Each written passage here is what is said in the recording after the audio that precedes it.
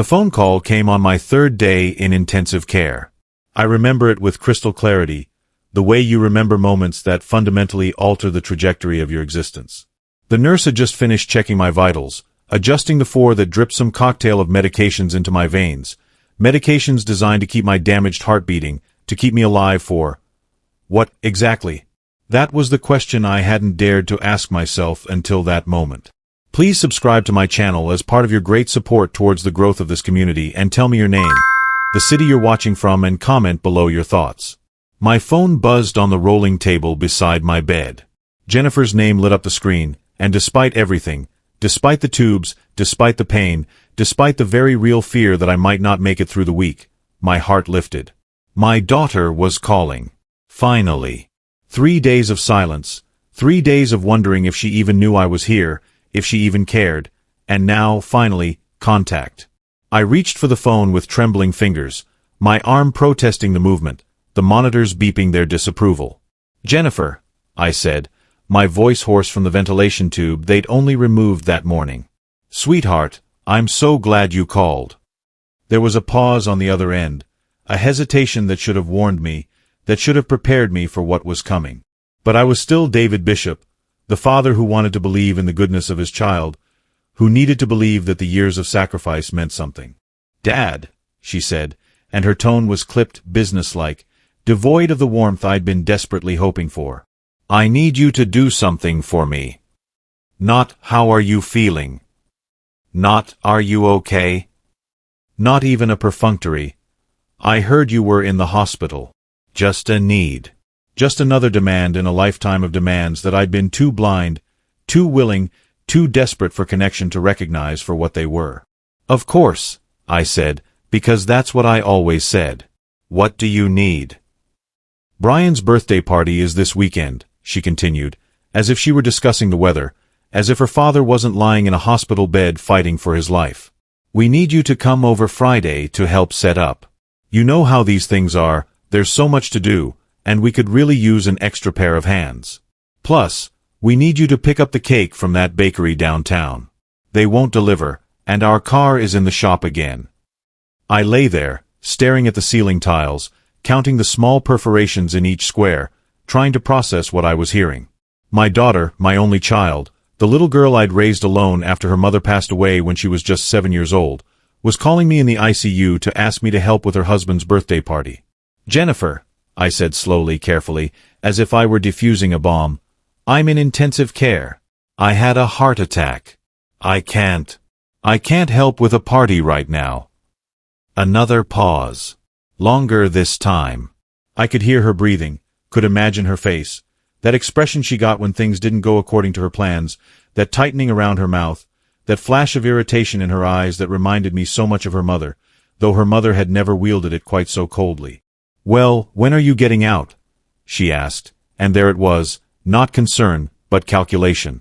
She was trying to figure out if she could still use me, still extract what she needed from me despite this inconvenient medical emergency. "I don't know," I admitted, feeling something crack inside my chest that had nothing to do with my cardiovascular system. "Maybe next week if everything goes well.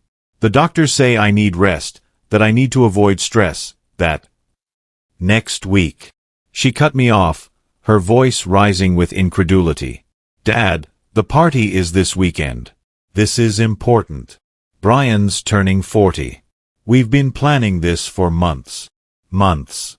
They'd been planning for months, and not once had anyone thought to include me in those plans, to invite me, to even mention it in passing during the brief, obligatory phone calls that had become our primary form of communication. And now that I was lying in a hospital bed, now she remembered I existed, but only because she needed something from me. "I'm sorry," I said, and I was sorry. Sorry for so many things, sorry for the years of blind devotion, sorry for raising a daughter who could be this callous, sorry for the man I'd become, the doormat I'd allowed myself to be. "I can't help you this time. I need to focus on recovering." The silence that followed was heavy with rage, with disbelief that I had dared to refuse her, that I had dared to prioritize my own survival over her convenience. "Fine," she said finally, the word sharp as a scalpel. "Then don't bother coming home." The line went dead. I stared at my phone for what felt like hours, those 6 words echoing in my mind like a death knell. Then don't bother coming home. Not, I hope you feel better. Not, I'm sorry you're going through this.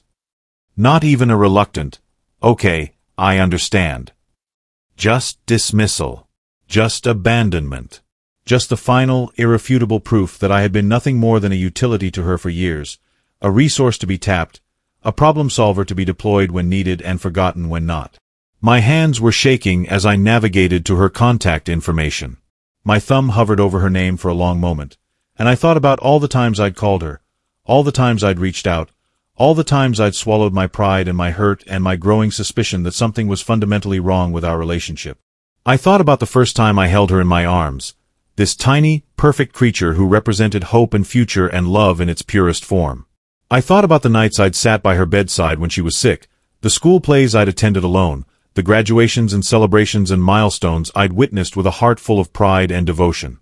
And then I thought about the phone call I'd just received, about the coldness in her voice, about the complete absence of empathy or care or even basic human decency. I blocked her number. It was a small action, a simple pressing of buttons on a screen, but it felt monumental. It felt like drawing a line in the sand, like saying, enough, for the first time in decades. And as I set the phone back down on the table, as I lay back against the pillows and felt the weight of that decision settling over me, I realized something that should have been obvious years ago. I had been enabling this.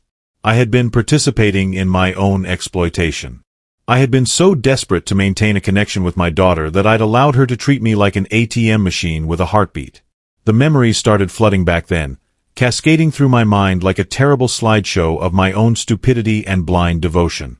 I saw myself writing check after check, solving problem after problem, sacrificing my own comfort and security for people who had never once considered doing the same for me. It had started small, as these things always do. When Jennifer married Brian 8 years ago, I'd been happy for her. Brian seemed charming, ambitious, full of plans and dreams. He worked in sales, or at least, that's what he claimed to do. The details were always vague, always shifting. One month he was selling insurance, the next it was medical equipment, then real estate, then cryptocurrency. Nothing ever seemed to stick. Nothing ever seemed to generate the income he promised was just around the corner. And Jennifer, my bright, capable daughter who'd graduated with honors from college, who'd had real prospects and real opportunities, had given up her career in marketing to support Brian's various ventures. Or at least, that was the story they told. The reality, I'd come to understand, was that Jennifer had found it easier to call dear old dad whenever money got tight than to maintain the discipline and routine of actual employment. The first time they'd asked for help, it had been modest. $1,000 to cover rent while Brian's commission check was delayed. I'd handed it over without hesitation, with barely a second thought. Family helps family, right? That's what you do. That's what love looks like. Except the commission check never came. And the $1,000 was never repaid. And then there was another emergency, and another, each one slightly larger, each one met with increasingly elaborate explanations and promises that this was the last time, that things were turning around, that they just needed one more boost to get back on their feet. I lay in that hospital bed, calculating in my head, adding up the numbers I'd been refusing to acknowledge for years. $15,000 in direct cash payments. Another $8,000 for the car I'd co-signed for them when their credit proved too poor to secure a loan on their own, a car they'd subsequently defaulted on, leaving me to make the payments to protect my own credit score. The furniture I'd bought them when they moved into their current apartment. $12,000 of living room sets and bedroom furniture and kitchen appliances because they'd claimed their old stuff had been damaged by a flood in their previous building. There'd never been a flood. I'd figured that out eventually, pieced it together from contradictory stories and slips of the tongue. They'd simply wanted new things, nicer things, things they couldn't afford, and they'd known that I would provide them if the story was tragic enough. Then there were the failed business ventures. Brian's brilliant ideas that always required startup capital. The food truck that never materialized after I'd given him $10,000 for equipment. The online marketing company that folded after 3 months, taking my $5,000 investment with it. The consulting business that turned out to be little more than Brian sitting at home playing video games while telling me he was building his client base. Each time, there'd been explanations. The economy was bad. The timing was off. The business partner had screwed them over. It was never their fault, never their responsibility, never a consequence of their own poor planning or lack of follow-through. And each time, I'd accepted these explanations because the alternative, admitting that my daughter and her husband were simply lazy, entitled, and willing to exploit my love for their own gain, was too painful to contemplate. But it wasn't just the money. Money can be replaced, earned again, rebuilt. What they'd taken from me was more precious than that. They'd taken my time, my energy, my peace of mind. They'd taken the home I'd worked my entire career to afford, turning it into a storage facility for their overflow possessions, a free hotel whenever they had conflicts with their landlord or simply didn't feel like being in their own space. I remembered the weekend they'd shown up unannounced, suitcases in hand, claiming there was a bed-bug infestation in their building and they needed to stay with me while it was fumigated. They'd stayed for 6 weeks. 6 weeks of them taking over my living room, eating my food, using my utilities, treating my carefully maintained home like their personal crash pad. And when I gently suggested that 6 weeks seemed excessive for a fumigation, Jennifer had cried. She'd actually cried, telling me that I didn't understand how traumatic it was, how scared she was to go back, how she'd thought her father would be more supportive. So they'd stayed. And when they finally left, my electricity bill was 3 times its normal amount, my refrigerator was empty, and I'd found cigarette burns on my deck railing despite Brian's promises that he'd quit smoking. The bed bug infestation, I'd later learned from a chance encounter with their former landlord, had never existed. They'd simply stopped paying rent and were evicted. The 6 weeks in my house were the weeks they were supposed to be finding a new apartment, but instead they'd partied, slept until noon, and treated the whole situation like an extended vacation on my dime. Lying in that ICU bed, with machines monitoring every beat of my failing heart, I finally let myself feel the full weight of the anger I'd been suppressing for years. It rose up in me like a tide, hot and bitter and absolutely righteous. I had given them everything. My money, my home, my unconditional support, and in return, they'd given me nothing but manipulation, lies, and the kind of casual cruelty that only comes from knowing someone will always be there to exploit. And now when I was at my most vulnerable, when I'd faced my own mortality and come out the other side shaken and scared and desperately in need of the kind of support I'd always provided to others, my daughter's only concern was whether I could help with her husband's birthday party. The nurse came in to check on me, and she must have seen something in my face, some reflection of the storm raging inside me, because she paused and asked if I was okay. "I'm fine," I lied, because that's what I did. That's who I'd been for so long, the person who was fine, who didn't need anything, who was always available to give but never to receive. But as she left the room, I made a decision. I was done being fine. I was done being the perpetual giver in relationships that only moved in one direction. I was done sacrificing my own well-being for people who wouldn't cross the street to visit me in the hospital. I was going to take my life back. And I was going to start with my house. The house. God, the house. It represented more than just property or investment or shelter. It represented 35 years of mortgage payments, of careful saving, of denying myself luxuries and vacations and early retirements so that I could have something of my own, something solid and permanent in a world that felt increasingly unstable. It was a modest 3-bedroom colonial in a good neighborhood, the kind of place I dreamed about when I was starting out in my career, living in a cramped apartment and eating ramen noodles to save money. The kind of place where I'd imagined raising my family, hosting holidays, creating memories that would last generations. After my wife died, the house had been my sanctuary, the one constant in a world that had been turned upside down by grief and single parenthood. I'd maintained it meticulously, updating the kitchen, refinishing the hardwood floors, tending the garden that my wife had loved. Every room held memories. Jennifer's first steps in the living room, her high school graduation party on the back deck, the quiet evenings I'd spent alone after she went off to college, learning how to be just myself instead of primarily someone's father. And then, 3 years ago, I'd made what I now recognized as the biggest mistake of my life. I'd signed the house over to Jennifer. Brian had convinced me it was a smart estate planning move. He'd sat me down with charts and graphs, talking about tax implications and probate courts and how much simpler it would be for everyone if the house was already in Jennifer's name. I'd be able to live there for the rest of my life, of course. We'd have a formal agreement drawn up about that, but legally, the house would be hers. I'd trusted him. More than that, I'd wanted to believe that this gesture would mean something to Jennifer, would show her how much I loved her, how much I wanted to provide for her future security. I'd imagined her gratitude, her appreciation for this enormous gift I was giving her. Instead, I'd signed away my security and received nothing in return but the knowledge that my daughter now owned the one thing I had left of value, and that I was living in her house by her sufferance. At the time, it hadn't seemed to change anything. I'd continued living there, maintaining it, paying the property taxes and insurance as I always had. But looking back, I could see how the dynamic had shifted, how Jennifer had started treating the house, and by extension me, differently. She'd started making comments about how I should update this or change that, suggestions that felt less like opinions and more like directives.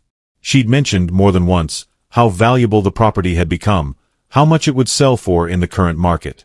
She'd asked, with increasing frequency, when I planned to downsize, to move to something smaller, something more appropriate for a man my age.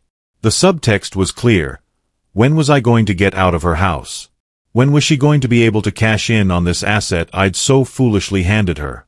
And now, as I lay in a hospital bed recovering from a heart attack, alone and unwanted, I understood the full scope of my mistake. I'd given away my home, my security, my leverage, all for the illusion of familial love that had never really existed. But it wasn't too late. The thought came to me suddenly, desperately, like a drowning man spotting a life raft. It wasn't too late to undo this. The house transfer might be legal, but there were other considerations at play. If I could prove that the transfer was made under false pretenses, if I could demonstrate that I'd been coerced or misled, if I could show that Jennifer and Brian had engaged in elder financial abuse. I wasn't elderly, not really. 63 isn't old by today's standards. But I was vulnerable, and they'd exploited that vulnerability. They'd taken advantage of my grief over my wife's death, my fear of being alone, my desperate need to maintain a connection with my only child. And surely that counted for something. The next few days in the hospital were a blur of medical procedures, recovery protocols, and visits from doctors who spoke in careful, measured tones about lifestyle changes and stress management and the importance of having a strong support system. I nodded and agreed and said all the right things, but inside, my mind was racing, planning, calculating my next moves. I'd spent my career as a city planner, which meant I understood systems, regulations, and legal frameworks. I knew how to navigate bureaucracy, how to research options, how to build a case. And that's what I started doing, lying in that hospital bed, using my phone to search for lawyers who specialized in elder law and estate disputes.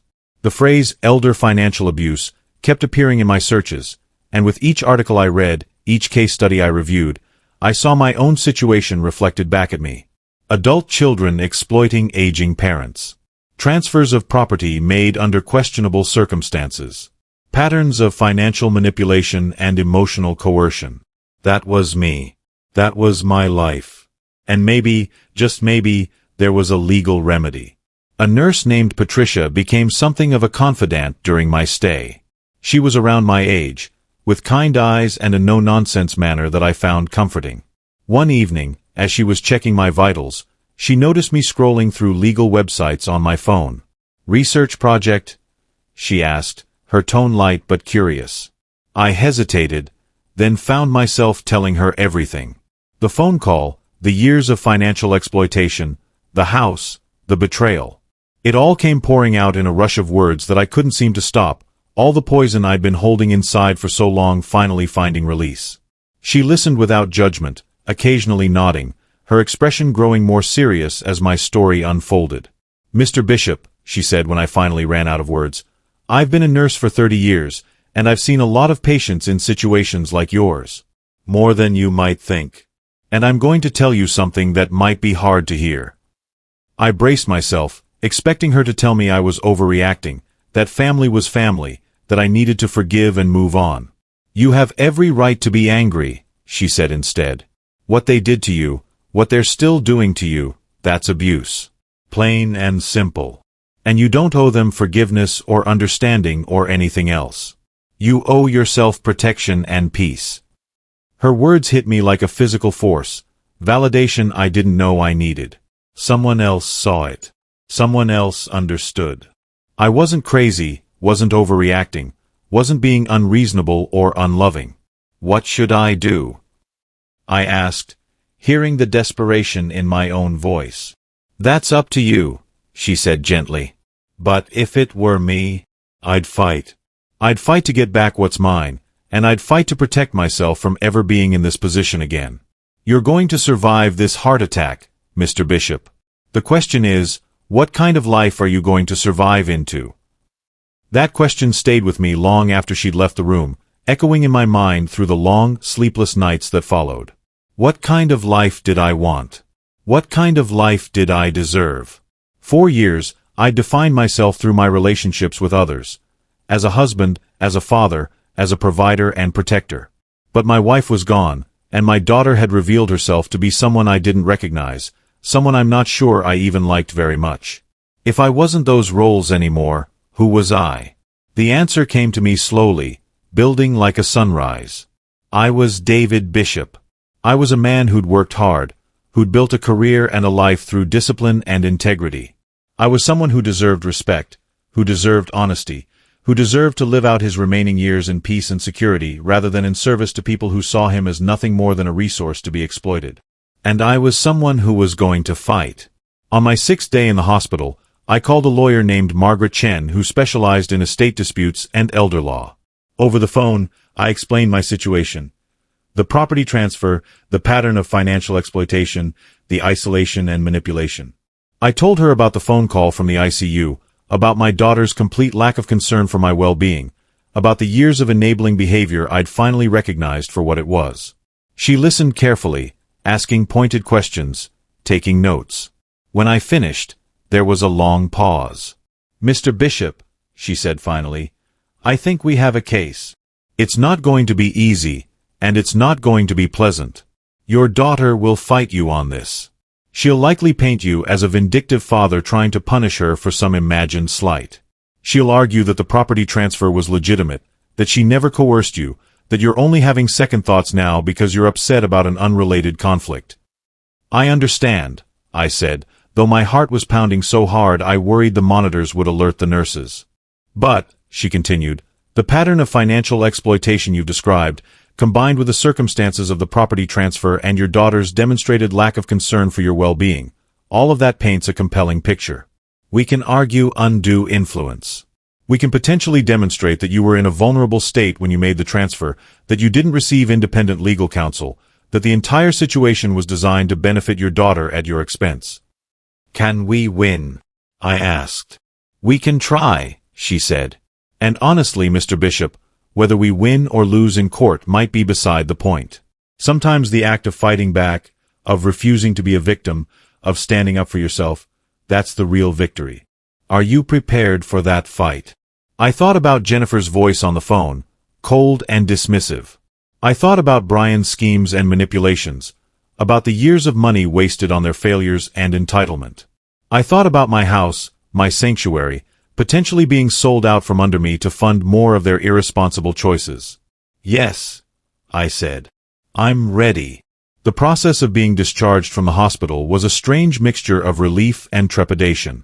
Relief that I'd survived, that I was being sent home with a plan for recovery and follow-up care. Trepidation because home was no longer the uncomplicated refuge it had once been. It was now enemy territory, a piece of property I no longer owned, inhabited by the ghost of the life I'd thought I had.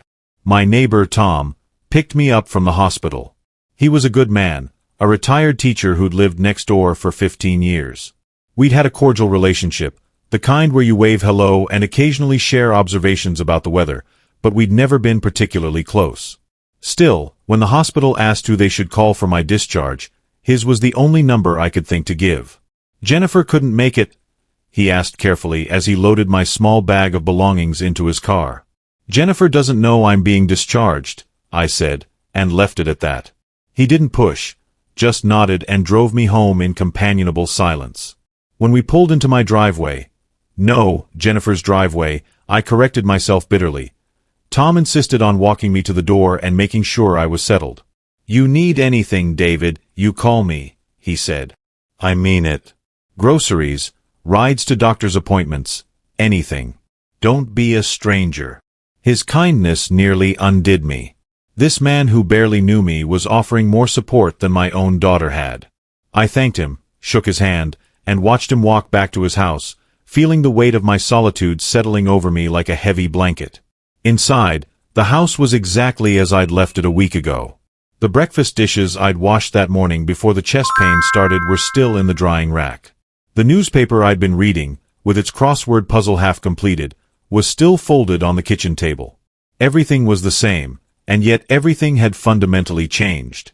I walked through the rooms slowly, seeing them with new eyes.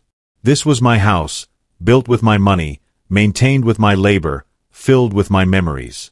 But it wasn't mine anymore. I was a guest here, a squatter in my own life, living on borrowed time in a space that my daughter could reclaim whenever she chose. Unless I fought back. Unless I took Margaret Chen's advice and mounted a legal challenge. Unless I proved that the property transfer was fraudulent, that I'd been manipulated and exploited, that I deserved to have my home returned to me. The decision felt monumental, terrifying, exhilarating all at once. For so many years, I'd avoided conflict, swallowed my anger, maintained peace at any cost.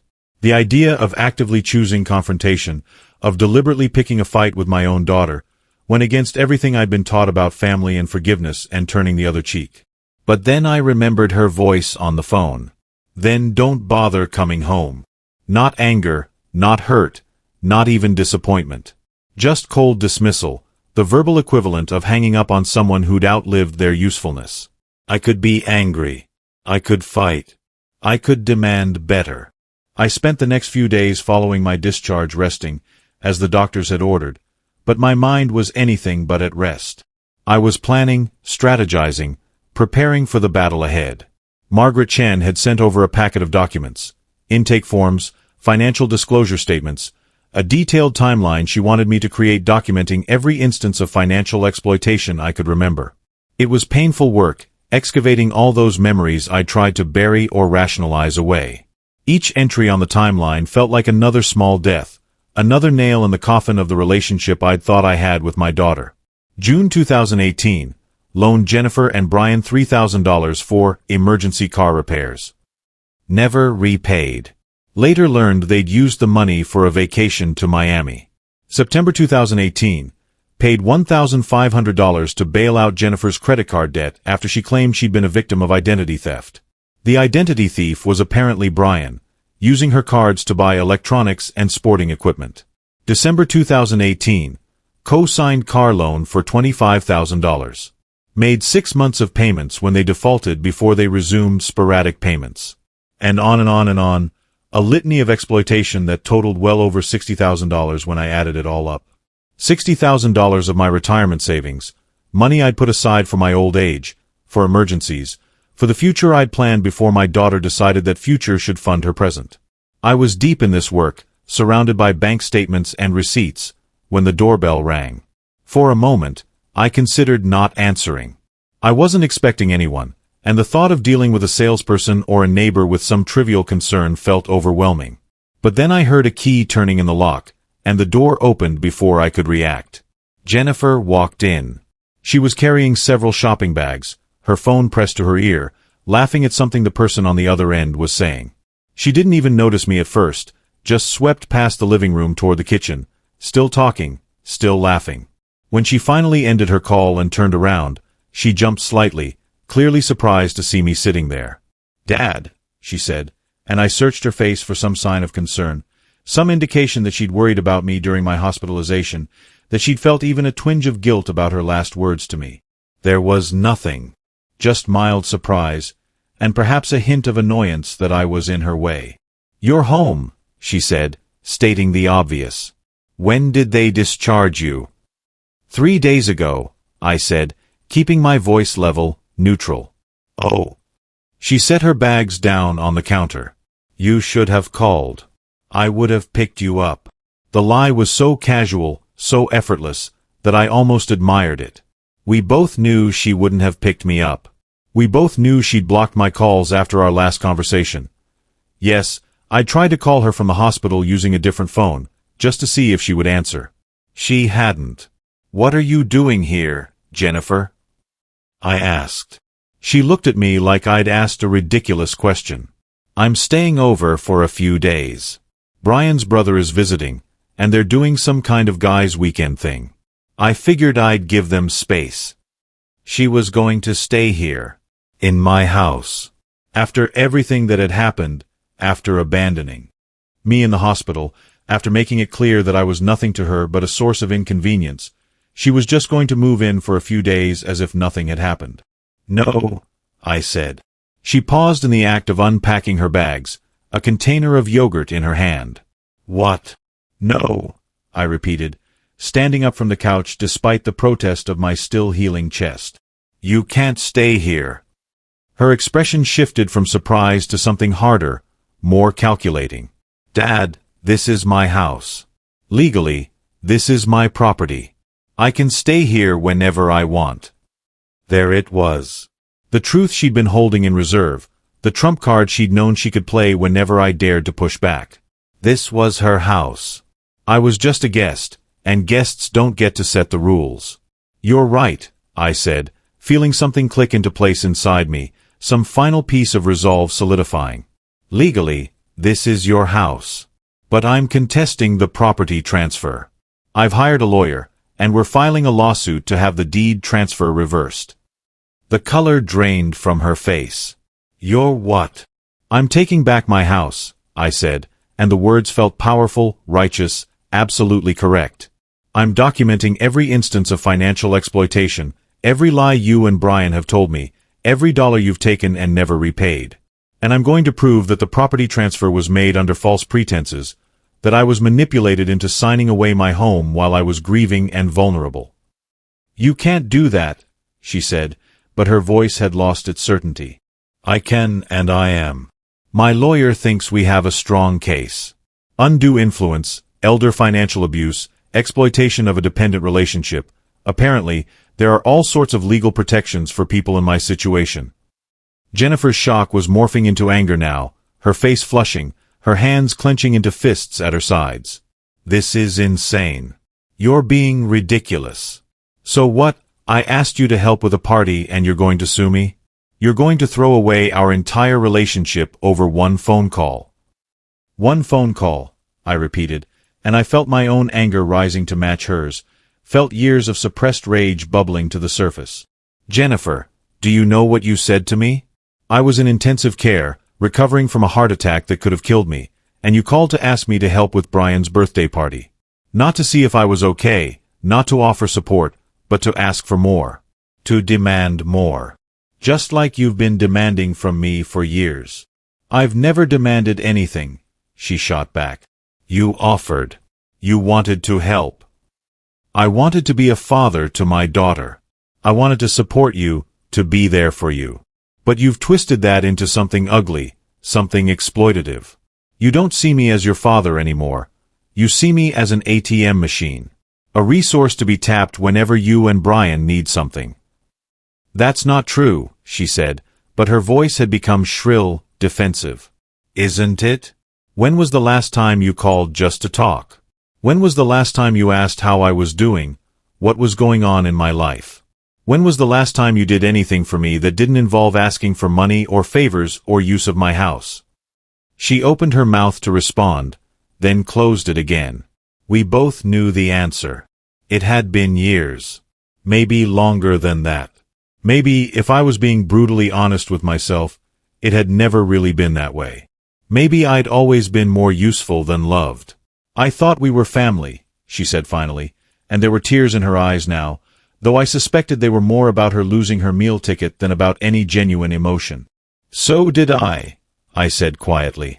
But family doesn't treat each other the way you've treated me.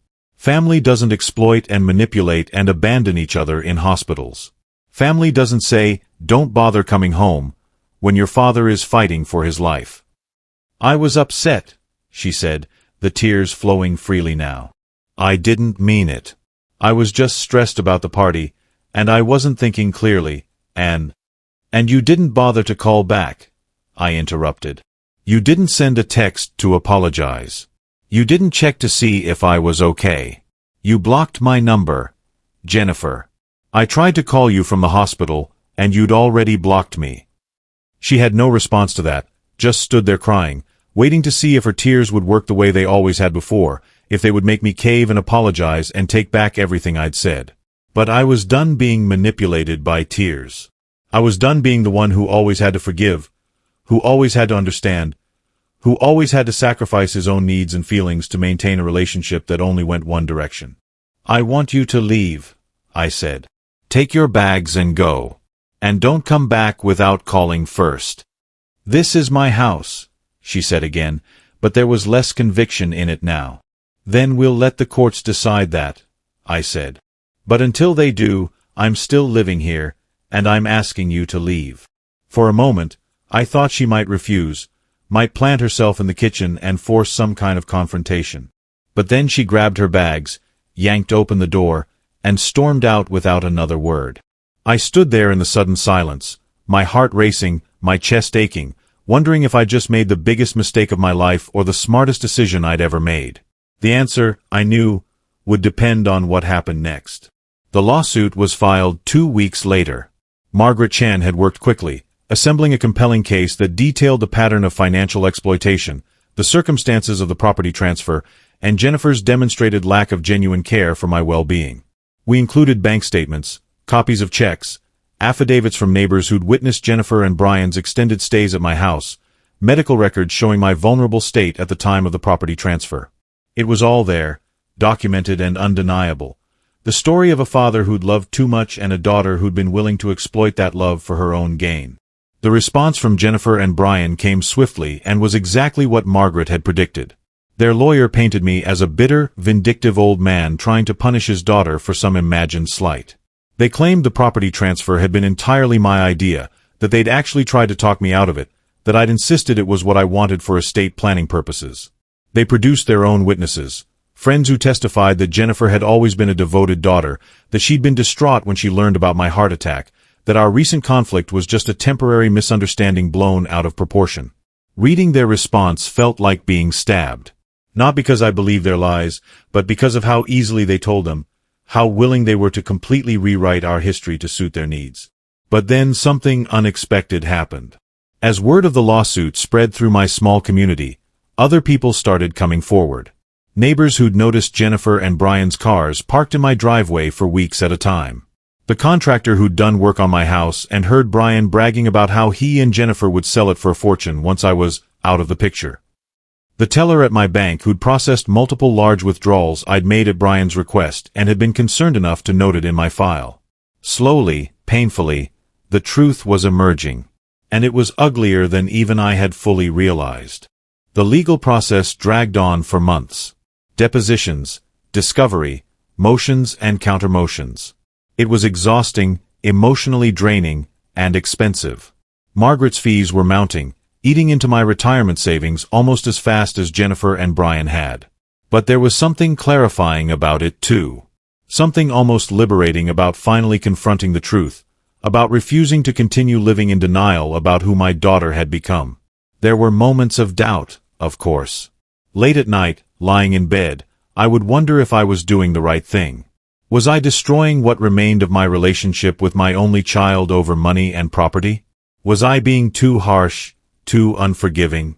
Should I have just accepted her apology, the tearful, obviously insincere apology her lawyer had convinced her to send, and tried to rebuild our relationship?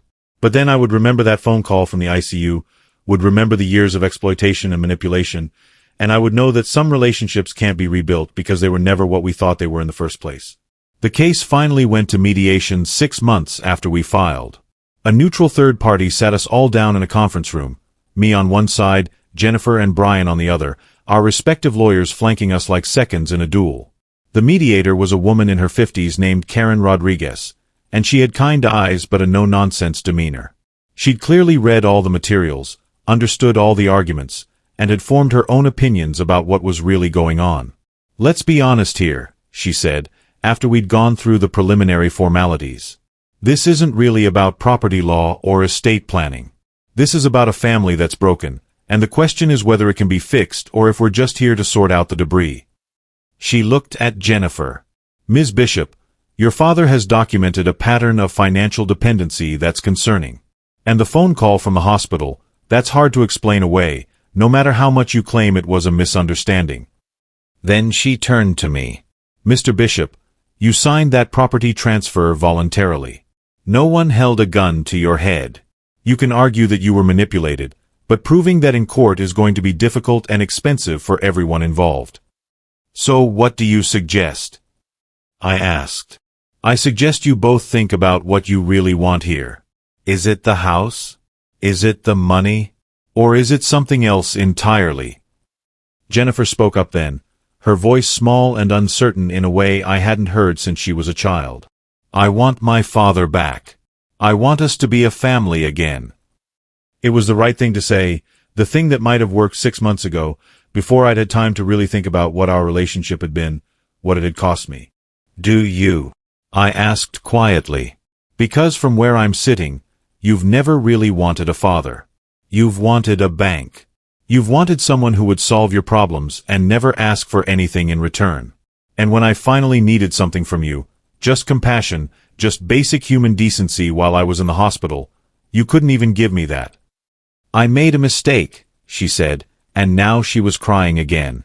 I was stressed and I wasn't thinking clearly and I said something I didn't mean. Haven't you ever made a mistake, Dad? Haven't you ever said something you regretted? Of course I have, I said. I've made plenty of mistakes. The biggest one was signing my house over to you. The second biggest was spending years enabling your sense of entitlement instead of teaching you accountability and self-sufficiency. Brian jumped in then, his voice aggressive. This is ridiculous. You're really going to destroy your relationship with your daughter over some hurt feelings? You're really that petty. This isn't about hurt feelings, I said, looking directly at him for the first time. This is about a pattern of exploitation that's been going on for years. And you, Brian, you've been the architect of a lot of it. The business schemes that needed my investment. The convincing Jennifer to quit her job. The pushing for the property transfer. You've been manipulating both of us, haven't you? He didn't answer, just looked away, and in that moment I saw something like recognition in Jennifer's eyes. Maybe she'd known all along. Or maybe she was just starting to see it now.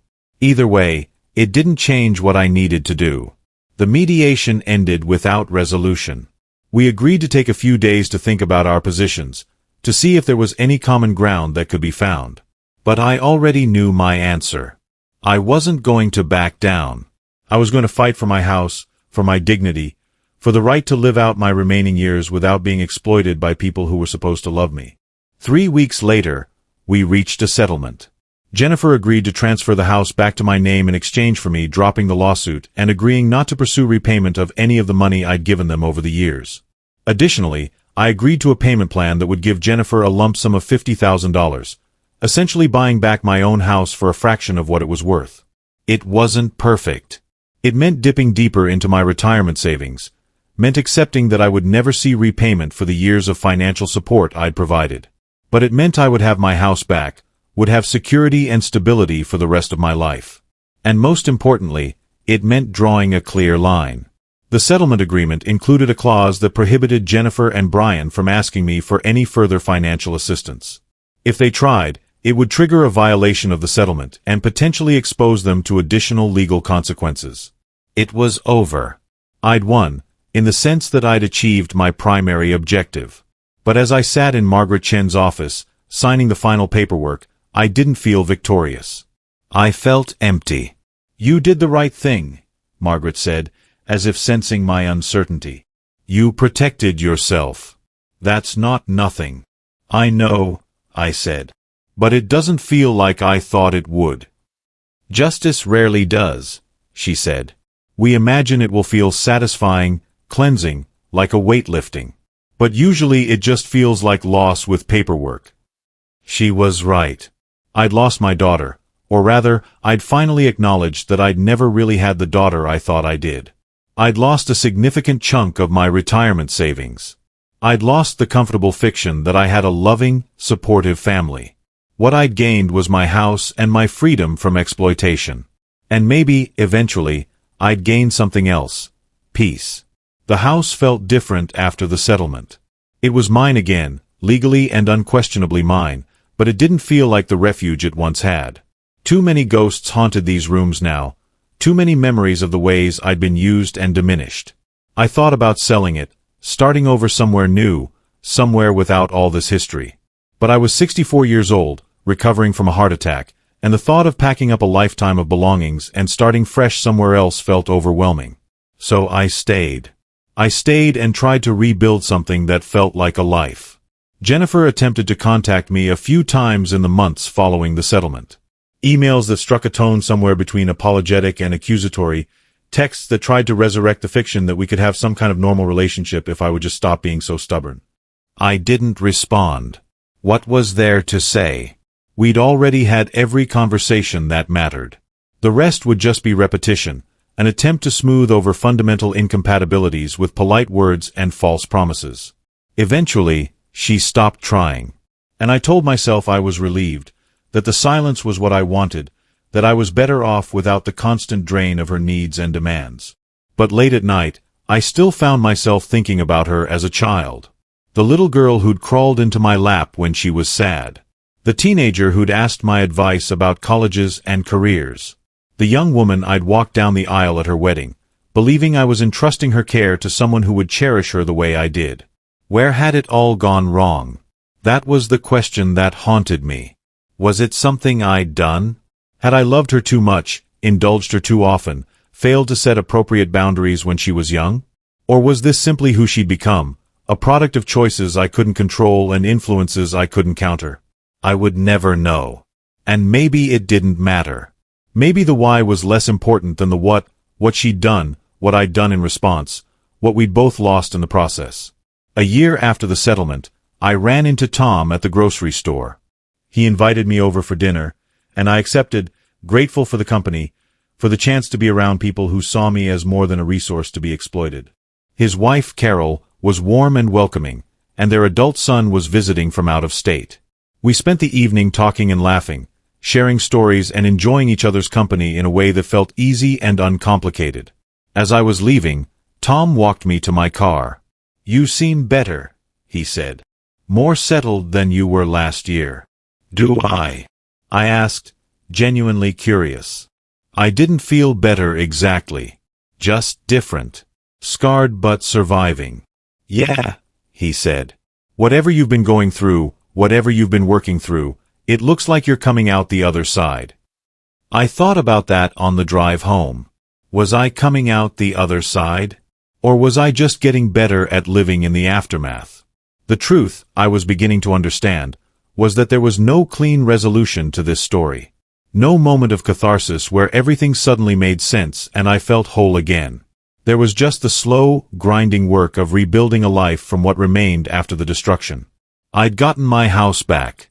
I'd protected myself from further exploitation. I'd drawn boundaries and enforced consequences. Those were victories, real and meaningful ones. But I'd also lost my daughter. Not to death or distance, but to a fundamental incompatibility of values and expectations that I hadn't been able to bridge. And I was learning to live with that loss. Learning to accept that love, no matter how genuine or profound, can't always overcome the damage done by years of manipulation and entitlement. Learning that sometimes the most loving thing you can do is walk away. The heart attack had been a wake-up call in more ways than one. It had forced me to confront my own mortality, but also the reality of my relationships. It had shown me who would be there when I needed them and who wouldn't. And in a strange way, I was grateful for it. Grateful for the clarity, painful as it was. Grateful for the chance to reclaim my life before it was too late. I started volunteering at a local community center, teaching city planning concepts to young adults interested in urban development. It felt good to share my knowledge, to mentor people who actually wanted to learn, who saw value in what I had to offer beyond my wallet. I reconnected with old friends I'd neglected during the years of pouring all my energy into my daughter's various crises. I discovered I actually enjoyed my own company, could spend evenings reading or working in the garden without the constant anxiety of waiting for the next demand, the next emergency that would require my intervention. Slowly, incrementally, I was building a life that felt authentically mine. Not defined by what I could give to others, but by what brought me peace and satisfaction. But the question still remained. Had I done the right thing? Had the fight been worth it?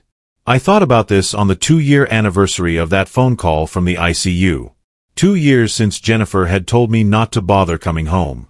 2 years since I'd decided to take my life back. The answer, I'd come to realize, wasn't simple. Yes and no. Right and wrong. Victory and loss. I'd reclaimed my house, but I'd paid a steep price for it, emotionally, financially, relationally. The settlement had given me legal ownership of my property, but it hadn't healed the wounds, hadn't restored what had been broken. And maybe that was the real lesson in all of this. That justice and healing aren't the same thing. That you can win in court and still lose in life. That revenge, even righteous revenge, doesn't fill the holes left by betrayal and abandonment. I'd fought because I had to, because continuing to accept the exploitation would have destroyed what remained of my self-respect and security. But the fight itself had exacted its own toll, had changed me in ways I was still discovering. I was harder now. More cynical. Less willing to extend trust or give second chances. Was that wisdom or damage? Growth or scarring? I honestly couldn't say. What I did know was this: I'd survived. The heart attack, the betrayal, the legal battle, the loss of my daughter. I'd survived all of it. And maybe survival was enough. Maybe it had to be. Because the alternative, continuing to sacrifice myself on the altar of a love that was never reciprocated, never valued, never real, would have killed me eventually. Maybe not as dramatically as the heart attack tried to, but just as surely. In the end, I'd chosen myself. After a lifetime of choosing others, of putting their needs and wants ahead of my own well-being, I'd finally chosen to save myself. And if that made me selfish, if that made me a bad father, if that meant accepting the permanent loss of my relationship with my daughter, well, those were prices I was willing to pay. Because the alternative was too terrible to contemplate, spending my remaining years as a ghost in my own life, existing only to serve the needs of people who saw me as nothing more than a convenient resource. I deserved better than that. Even if better meant being alone. Standing in my living room in my house, unquestionably and legally mine. I finally understood what Patricia the nurse had meant when she asked what kind of life I wanted to survive into. I wanted a life of dignity, of self-respect, of peace, even if that peace was solitary. I wanted a life where I mattered, where my needs and feelings counted for something, where I wasn't just a supporting character in someone else's story. And I'd fought for that life. I'd won it, at great cost, and now I had to figure out how to live it. The road ahead was uncertain. I was older now, my health more fragile, my future less guaranteed. I didn't know what the next chapter would bring, whether I would find new connections, new purposes, new sources of joy and meaning. But I knew this: I would face it on my own terms. Not as someone else's resource. Not as a doormat to be walked on. But as David Bishop, a man who'd finally learned that self-preservation isn't selfishness, that boundaries aren't betrayals, that choosing yourself isn't the same as abandoning others. My daughter had told me not to bother coming home. And in the end, I'd realized she was right. Not in the way she meant, but in a deeper, more fundamental way. I couldn't go home to the family I'd imagined we were, because that family had never really existed. It had been a fiction I'd maintained through years of willful blindness and desperate hope. But I could come home to myself. I could reclaim the life I'd given away piece by piece over the years. I could build something new from what remained. And that's exactly what I was doing. One day at a time. One boundary at a time. One choice at a time. Was I happy? I don't know if happy is the right word. But I was free. And after years of captivity to other people's expectations and demands, freedom felt like enough. The house was quiet as I stood there reflecting on everything that had transpired. Quiet, but not empty. Not anymore. I'd filled it with my own presence, my own peace, my own hard-won understanding that sometimes the most important fight isn't against others, but for yourself. And I'd won that fight. At great cost, with lasting scars, but I'd won. That would have to be enough. Please subscribe to my channel as part of your great support towards the growth of this community, and tell me your name, the city you're watching from, and comment below your thoughts.